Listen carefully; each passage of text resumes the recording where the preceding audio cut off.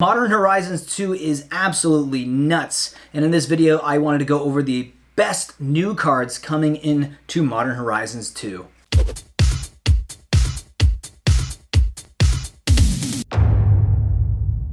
Welcome back to my channel. I am Mattcaster Mage, and I do make Magic the Gathering content every single day, so if you do enjoy my videos, please hit that subscribe button, like, and leave a comment, and let me know what your favorite card from Modern Horizons 2 is down below, and I'll be sure to read that.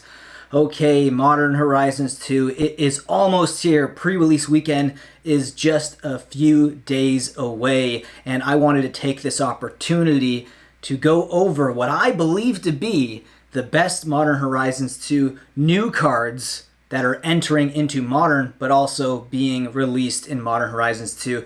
Now, the first cards I want to talk about is not one specifically, but it's a group of cards. Yes, it's the Evoke Mythics. These cards are really powerful, and I think that they are going to see Modern play. In fact, I think they're going to see play in multiple formats, not just Modern, because that's how good these cards are.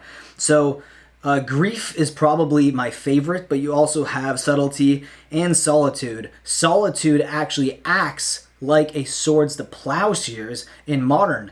You basically play it for free, but all you have to do is exile a white card. Now, white is not a color that's played a lot in Modern, but it is one of those supporting colors that is a very, very, very useful color in Modern. Now, Grief is probably the most powerful in my opinion because it acts like a Thoughtseize without doing the 2 damage to you. So the only decks I can think of that maybe Thoughtseize could be better is probably Death Shadow, because it actually benefits you when you lose life, you know, because it increases the power of your Death Shadow. But Grief in general is a very, very powerful card. You exile a black card from your hand and you cast it for free. Look at your opponent's hand, and then you choose a non-land card from it, then that player discards that card. Very powerful card, and it's worthy of being on this list for best new cards entering the Modern format.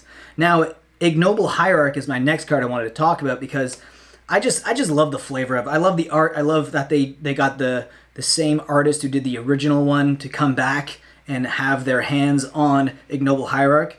I like the fact that it's in Jund color, and Jund, you know, is a very powerful deck in Modern right now. It's probably one of the most powerful 3-color tribes out there, and I think that this card is going to see a lot of play. You know, the Exalted triggered ability is very powerful for even like Jund Death Shadow, you know, giving that little boost to your creatures, especially things like a Tarmogoyf as well. These are things that I'm just thinking about right now, and I'm like, holy crap, Jund is going to be so powerful now, thanks to cards like Ignoble Hierarch entering into the Modern format. Going to be crazy good. I'm telling you right now, believe it.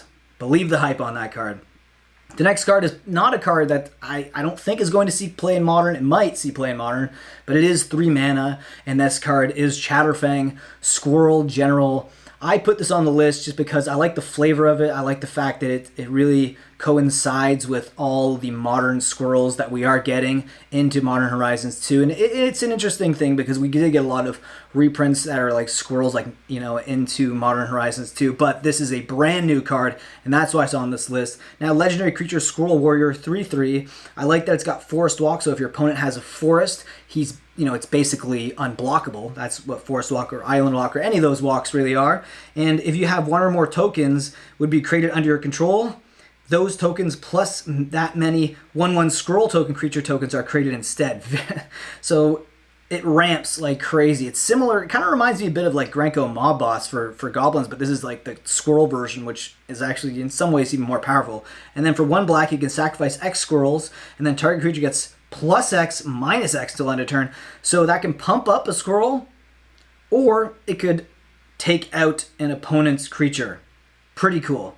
I think that that's actually really powerful.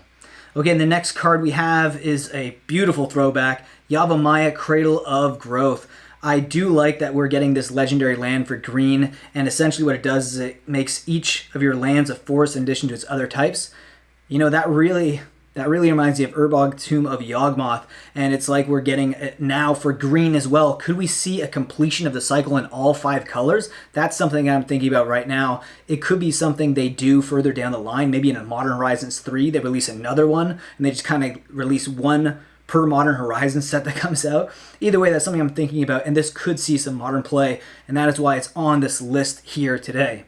The next card is Esper Sentinel. Oh my goodness, this card is crazy. And this is a 1-drop. A 1-drop 1/1 artifact creature human soldier. So humans are already very powerful tribe, but this might not just see human play. It's just that good. It could see play in maybe hate bear decks as well. So whenever an opponent casts their first non-creature spell each turn, draw a card. Unless that player pays X, where X is Esper Sentinel's power. So if you pump this thing and they have no ability to pay that cost, every time they cast it on creature spell, you're basically drawing cards. Reminds me a lot of Rhystic Study. Yes, the enchantment that costs 3 and this costs 1. It costs 1! I can't believe it's a 1-mana spell. So Rhystic Study has whenever an opponent plays a spell, you may draw a card unless that player pays 1. Paying 1 versus X, the X might even be more powerful. This could be even more powerful than Rhystic Study in some ways. I mean, it's going to be easier to remove because it's a creature, not an enchantment, but nonetheless very powerful, and that is why it's on this list here today. Now the last card looks like they just took an old card and just made it better, and that card is Thrasta Tempus Roar. So it's a 12-mana dinosaur. That's a 7/7, but this spell costs 3 less to cast for each spell cast this turn. So if you're playing a green deck with a lot of mana and you have some card draw in there, you could essentially cast a bunch of spells, and then this thing is just for 2 mana. You can actually end up casting this for 2 mana, which is very possible in Modern. I mean, it's possible. It's not 100% likely that it's going to happen a lot, but it's possible. Nonetheless, if it doesn't see play in Modern, I think it's going to see some play in Commander. Now, it's got Trample and Haste. Kind of reminds me of Groundbreaker, which is I think it was a card from Planar Chaos, but either way, very powerful. 7/7, and you can trample over Planeswalkers. That's what makes it so interesting and unique, and that's why I put it on the list, is that you're trampling over Planeswalkers or creatures to do damage to your opponent. Now, Thrasta Tempest's Roar has hexproof as long as it enters the battlefield this turn. So, wow. Okay, so it's even got protection from your opponent as well when it enters the battlefield, when it's coming in and swinging in for that 7 damage. Very, very powerful card, and that is why I threw it up on the list here today. Wow, Modern Horizons 2 coming out this weekend, the pre-release at least, and then next week we are actually getting the full release. And I'm going to be opening up some product on this channel, and I just can't wait to crack these boxes open. It's going to be an absolute blast, and I hope you guys are subscribed and hit that notification because we are going to have a lot of fun opening this product up.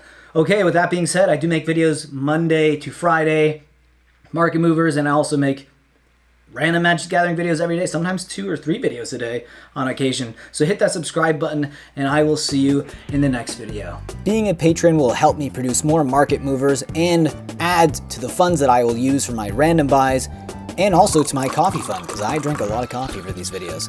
And here you can see a link below in the description that will give you all the tiers and what you get in each tier. So I hope you guys click and think about joining. And with that, I'll see you next video. Think about supporting the channel in that way. If not, subscribe, like, leave a comment, and I will see you again in the next video.